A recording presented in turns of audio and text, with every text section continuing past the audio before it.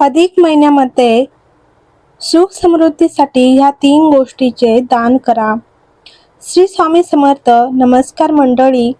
यंदा 17 मे पासून अधिक मास सुरू होत आहे. अधिक पुण्य प्राप्तीसाठी मिळणारा हा काळ कोणत्या प्रकारचे दान करून सत्कर्मी लावावा ते जाणून घेऊया.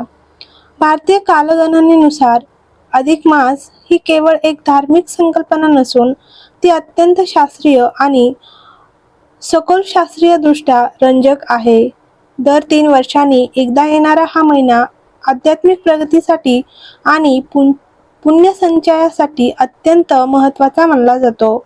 यंदा रविवार 17 मे 2026 पासून अधिक ज्येष्ठ महिना सुरू होत असून या काळात योग्य विधी केल्यास पापाचा नाश होऊन सुख समृद्धी प्राप्त होते. अधिक ज्येष्ठ 2026 महत्त्वाच्या तारखा. यंदा ज्येष्ठ महिना 2 वेळा येणार आहे. पहिला महिना हा अधिक वाढीव असेल आणि दुसरा नीच मूळ महिना असेल. अधिक ज्येष्ठ मास 17 मे 2026 रविवार ते 15 जून 2026 सोमवार. नीच ज्येष्ठ मास 15 जून 2026 सोमवार ते 14 जुलै 2026 मंगळवार.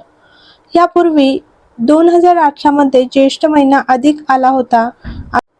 आता 2026 नंतर तब्बल 11 वर्षांनी म्हणजेच 2037 मध्ये पुन्हा ज्येष्ठ महिना अधिक म्हणून येईल. अधिक मासातील महत्त्वाचे धार्मिक विधी आणि नियम.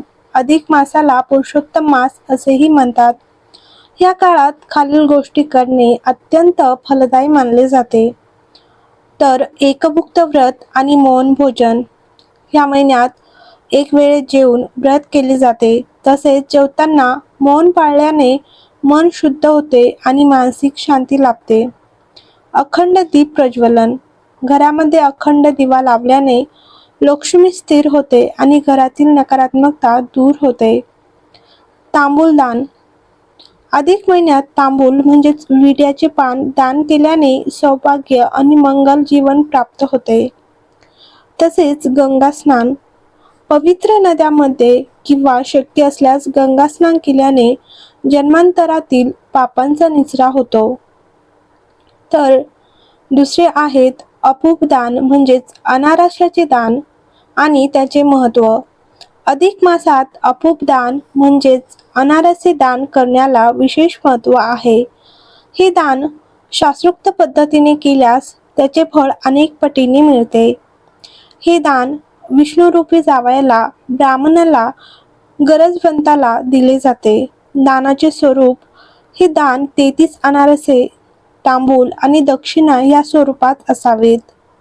संकल्प मंत्र. दान करताना खालील मंत्र म्हणावात.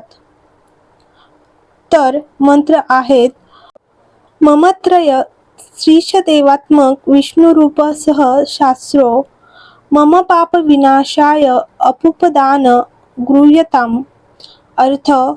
हे प्रभू, 33 कोटी देवतांचे मूर्तिमंत स्वरूप विष्णूचे प्रकटीकरण आणि सहस्र रूपांनी नटलेले नारायण माझ्या पापांच्या क्षालनासाठी कृपया ही अपूप म्हणजेच अनारसाची अर्पणा स्वीकारा. दानाचे लाभ. शास्त्रानुसार हे दान केल्याने केवळ धनसंपत्तीच नाही तर पुत्र, पौत्र आणि ऐश्वर्याची प्राप्ती होते. इतकेच नव्हे तर मरणोत्तर मोक्ष प्राप्तीसाठी हे दान अत्यंत प्रभावी मानले जाते. चौथे आहेत श्री विष्णू पूजन, पापाचा नाश आणि सुख समृद्धी. अधिक मास हा भगवान विष्णूंचा महिना मानला जातो. त्यामुळे या काळात विष्णू उपासनेवर विशेष लक्ष केंद्रित करावे. विष्णू सहस्त्रनाम पठण किंवा विष्णूंच्या मंत्राचा जप केल्याने पितृकृपा प्राप्त होते आणि आयुष्यातील सर्व संकटे दूर होतात. थोडक्यात काय तर दर 3 वर्षांनी येणारी ही संधी साधून नामस्मरण आणि दानाद्वारे आपले आयुष्य अधिक समृद्ध करण्याची ही उत्तम वेळ आहे. 17 मे पासून सुरू होणाऱ्या या पवित्र महिन्यात बाप्पाच्या उपासनेसोबतच विष्णूचरणी लीन होऊन पुण्यसंचय नक्की करा. श्री स्वामी समर्थ. व्हिडिओ आवडला असेल तर लाईक करा, शेअर करा, कमेंट करा आणि चॅनलवर नवीन असाल तर चॅनलला सबस्क्राईब करा.